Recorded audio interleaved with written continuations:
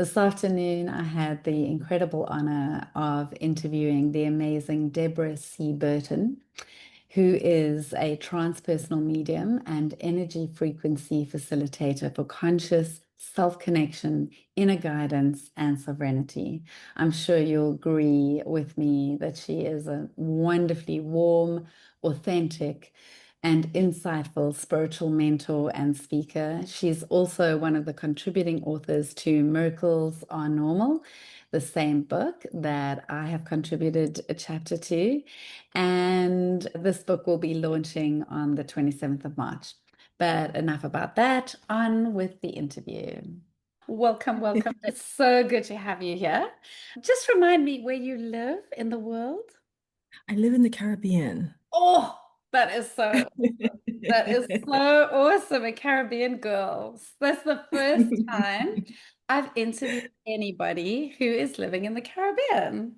So so That's excited. very nice. That's so good. And I'd love to know, I know that you're a medium. So how did you become a medium? That's a really nice question, and I'm grateful for that. When I was a child, I shared my bedroom with my siblings. Actually, it was their bedroom, and I got to share it with them. So it was very dark. It was nighttime, and there was no one in the bedroom with me. And suddenly, there was a cocktail party going on in my bedroom. And a waiter, a butler, came towards me. He was dressed in tails with white gloves and a silver tea service. And he started walking towards me. People were mingling around and talking and socializing. And I thought, oh, maybe he's going to pour me some tea in my bedroom. But he didn't. He walked right through me. It was so spooky for me. Wow. And I thought, oh dear, something's going on here. It's then I realized that there was more to life than just the physical level, that there is more to life than what meets the eye. And out of that, I realized it's very important to focus on not only the physical, but the unseen. When I would go anywhere to the forest or into the basement or to the kitchen, I would see something or someone. Wow. And it was getting very, very scary, especially being a child. Yeah. How old were And you at this point? maybe under 10. Yeah, I Oh, think at least under 10. Maybe, yeah, maybe 8 or 9, something like that. And uh, it was just really scary. And after a while, I became so terrified, I asked Spirit to close the door. And then I had to work for a long, long time because I realized I couldn't communicate with the unseen world, like going to school and talking to the fairies and the pixies under the flowers on the way. They would greet me, the rocks and the trees and all this. They would greet me, and it was wonderful. And they would teach me, but I didn't have the access as like I knew it before. And so I asked Spirit, please reopen the door. But it wasn't so easy just to ask Spirit to please reopen the door. I had to work really hard for 7 years to get the door reopened. And I promised I would never again close the door. wow. So, and then I went to an event. There was a class, and it was on mediumship. And I called the lady and the trainer, and I said, I would like to attend your class on mediumship. And she said, well, yes, of course you can. And he said, but I kind of think I might already be one. And so I went to the class, and she asked the people to come up, like raise their hand. Who would like to come up on stage? And I'll show you how it is to be a medium, is what she was saying. I started reading the room. I just started reading the people, and it was fitting each one. And she said, sweetie, you are already there. You need to learn how to keep your feet on the ground. And out of that, I realized. So I finally had a name for it. I never had a name for it before. Wow. So then I had a name and I could say, all right, now I'll focus on that in a more concentrated way to develop that further.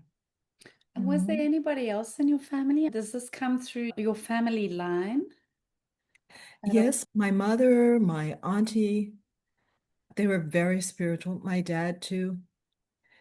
And it's interesting because even my sisters, they would tell me, "Oh, Deborah, you tell us about this other world. We can't see it, but you tell us about it." And I had just checked with a sister just like a month or so ago, and she said, "Yeah, you used to tell us about that when you were a child." I didn't realize that I had told them about it as a child. I had forgotten. But they said, "No, because you would explain about these holographic pictures you would see." And Mhm. yeah, it's very interesting. Amazing. And Mhm. so since then, what kind of experiences have you had? I know you work with clients now as a medium, right?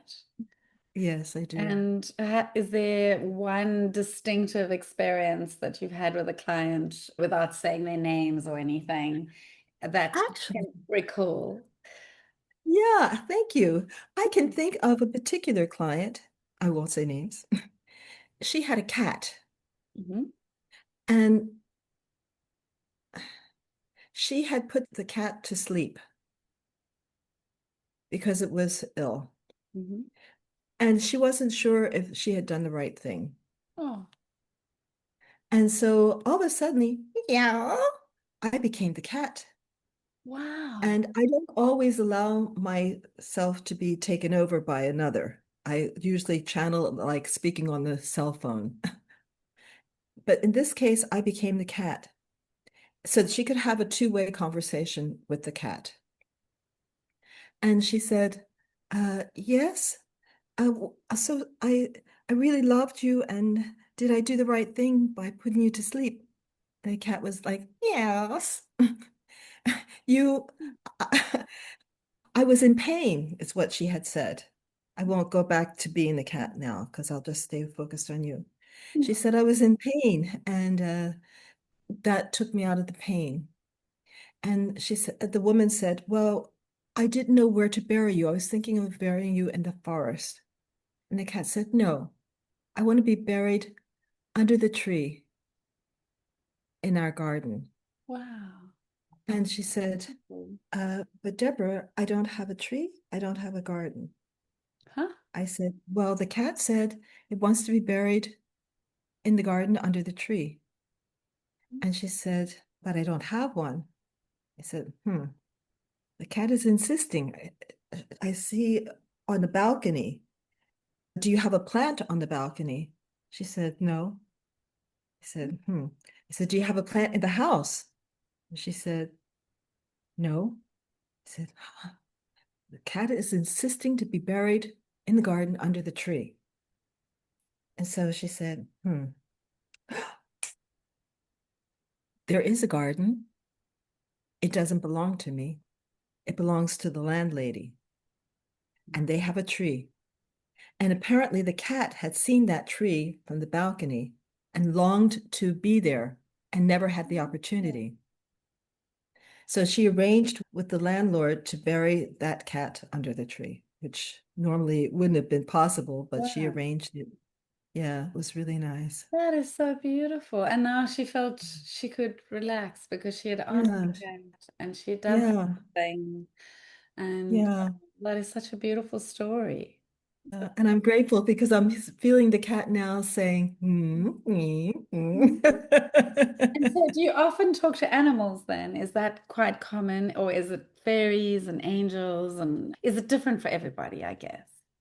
That It depends on the situation. So usually I speak with Mhm. that person's person, or Mm. it could be a relative, or it could be someone who's still alive in another room.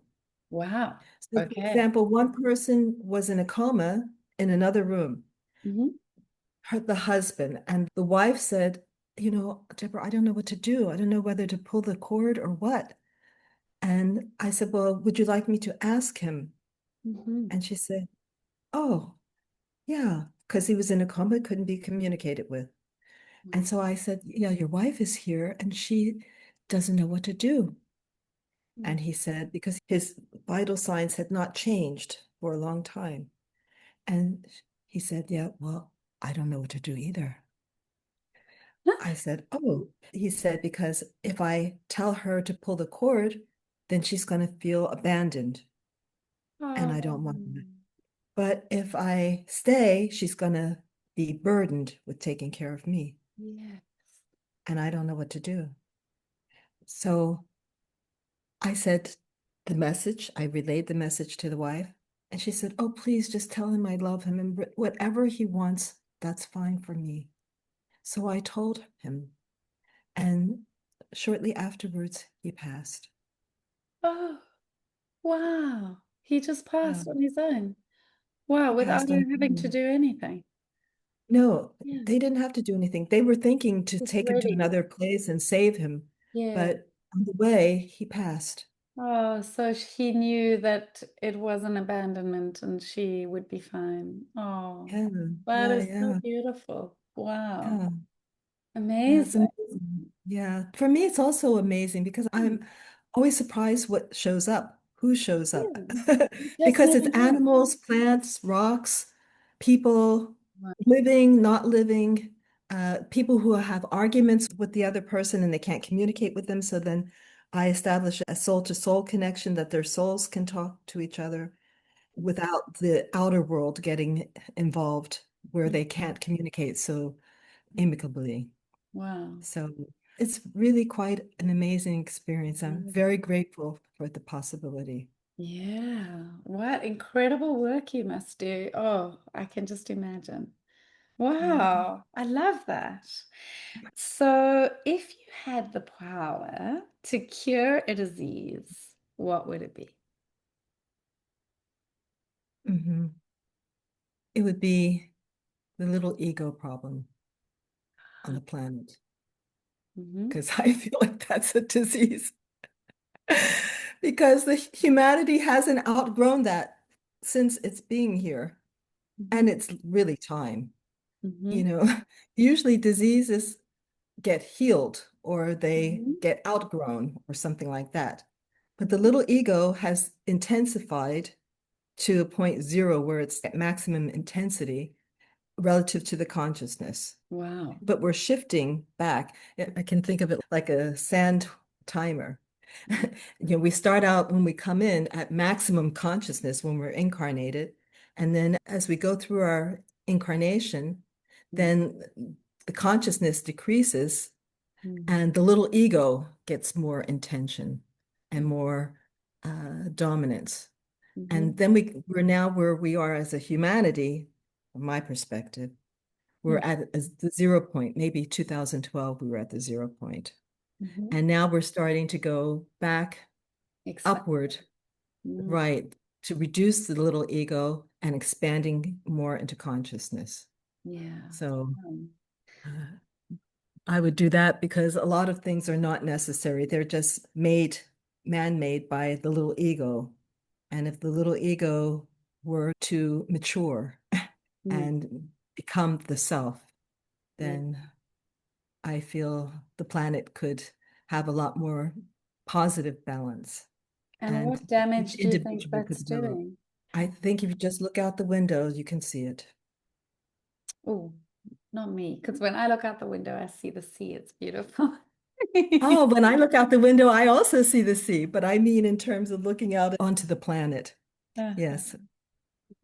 I have a beautiful view here. I'm very grateful for it. It's a beautiful island view. Oh, So that is so great. sun So shining and great. Yeah. So there's still a lot of beauty in the world. But you're meaning all the man-made. What is the biggest problem that the little ego is causing right now?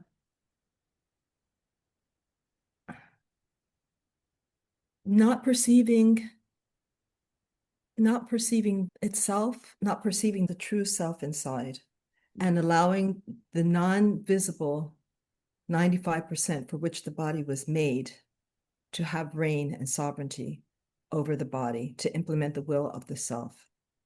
So the little ego is like the King Larry on the throne and things like, wow, I've got this throne, and I don't want to give it up.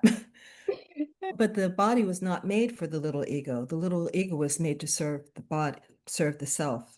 Mm. And so that's been the struggle, but it's only a one-sided struggle because the self does not struggle. The little ego struggles for power, to maintain its power, to maintain its dominance, to maintain its overtaking and usurping whatever it wants. And that's not okay. And it doesn't have a perception for the other or perceive what the other might need or want or feel, not realizing that it's an extension of the self over there in another package. Mhm. So I think of when we were incarnated, when we were born, spirit put the soul into the body. There's nothing in between it, just spirit Mhm. and the one incarnating. Mhm. The little ego, and you can see it in babies, they are for like the first 3 years, they're strictly 100% little ego, because they need to survive. That's understandable. And when the spirit entered the body, there was only room for 5%. I'll call it like that. I'm not scientific about this. It's just the way Yeah. I see it. And the rest of it, where is it? Mm. It's still here and present. But because we can't see it, feel it, taste it, touch it, smell it, Mhm. then we think it doesn't exist. And the little ego then thinks that the body is for it. But that's not the case. The little ego is to support the self and the will that that self wants to implement in this incarnation. And when the selves are implemented consciously, then we have peace on this planet. Yeah. So it's about the us The- and them, this kind of believing we're separate from each other instead of one soul, one heart. Instead of being connected, interconnected to the self. Mm. Yeah. Mhm. Perfect. And if you only had one chance to impart a message, what would that message be? Reconnect to yourself because it's longing. It's longing to be expressed in the physical body through the physical body that each one was given. Mhm. Connect to the authentic self. Everything that one yearns for and seeks for, it's really part of the self that wants to express. Mhm. And everything that one, for example, if one's looking for a love partner, Mhm. they're usually looking for themselves, but they don't realize it. Mhm. If they would connect to their self, then it's a high possibility that a suitable love partner could show up. Mhm. So, what would be your number one tip on how somebody could do that? So, how would they connect to self? Start with the breath, Mhm. because the breath, without the breath, you're not here. Mhm. Without the breath, I'm not here. Mm. Without the breath, no one is here. And focus on the gaps in that breath. So maybe just take a moment and take a deep breath. Take it though in your belly, Yeah. uncrossing your arms and legs, and take it really deep down like you're blowing up a balloon from your belly. And then in your middle chest, and then your upper chest. And hold it and be aware of the gap. There, the self lives. There is the spirit. The air is the carrier. But in that gap, that silence, there you can find yourself. And then exhale from your diaphragm first, and then your middle, and then your chest. Then you're totally empty. And be aware of that gap of being totally empty. It's Wow. not really empty. There you can find the self. That's beautiful. So, I know you've got some exciting things coming up. So, would you like to share about the Voices of Women? I think that's coming up first, and then the launch of Miracles Are Normal. Oh, gladly. Grateful. I will be speaking at Voices of Women. It's an international women's summit for 2026. I spoke last year, 2025. So you can find it. I'll leave the links with you, Lauren, that Mhm. people can sign up if they would like to attend. It's going to be lots hundreds of women online with their inspiring messages, insights, stories, things that they value. It's presented by Kimberly Crow, Entrepreneurs Rocket Fuel, and they will interview different women, and people can sign up for free and hear the 22-minute talks on the different subjects. Take advantage of the free gifts. What's your topic? I'd love to know your topic for the day. Oh, you're so sweet. My topics, I will be giving two. One is 3 essential keys to manifest what you really want. Oh, And nice. that will be at 2 p.m. Pacific Standard Time. And the other one will be 3 keys to reconnect to yourself. And that will be at 3:30 p.m. Pacific Standard Time. And this is on March 4th. And it goes all day, and take advantage of the opportunity. It's going to be the biggest event for the most number of women online globally. Wow. Amazing. We're going for a world record. Wow. That's incredible. Incredible. It's going to be in the middle of the night for me here in South Africa. But you can watch the replays, no problem. It goes all day. Starts from 7 a.m. to 7 p.m., I think. Yes, it starts for me 5 p.m. in the evening to 5 a.m. the next day. So it's basically all night for me. Exactly, right. An all-nighter.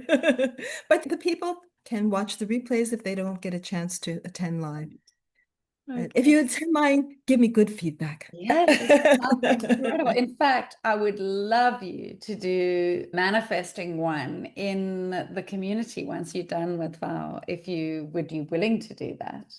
I want to start bringing some master classes into the community as well. Once that's all done, if allowed, most summits I've been on have no problem if you go and do that speech again, because most people are doing their signature speeches anyway at these summits. This will go into a book. It will be on Amazon. Oh, wow. Each person's talk will go into a book on Amazon. And gratefully, I accept the invitation. Okay. I have to see how it is with that particular topic, and we can find something that will work regardless. Yeah, that would be an amazing topic for Miracles Are Normal, because I think that's what people are going to want to come to the community for, is to learn how to create their own miracles, how to attract miracles, create miracles, activate miracles, whatever we want to call it. So we can change the name slightly, tweak it, and I think it'd be amazing. That's wonderful. I will just put your links and everything below. Yes. Oh, let me just say a little bit quickly about Miracles Are Normal. If they would like to join the book, that would be an excellent opportunity. There's still time until March 6th to get their 800-word chapter in the book, with co-authoring it with you, with me, and other wonderful ladies with their inspiring stories, and to have a chance to get it out there and become an Amazon bestseller. There we go. Thank you. Wonderful. Okay, thank you so much. It was lovely, lovely, lovely to get to know you better, Deborah. And I look forward to doing that little masterclass in our group as well. It'd be great. Oh, grateful. Blessings, I wish you. And I wish all the listeners blessings. Yeah. Thank you. Thank you so much for being here, and enjoy what you're going on to next. Thank you kindly. Much love. Bye. Bye. Bye.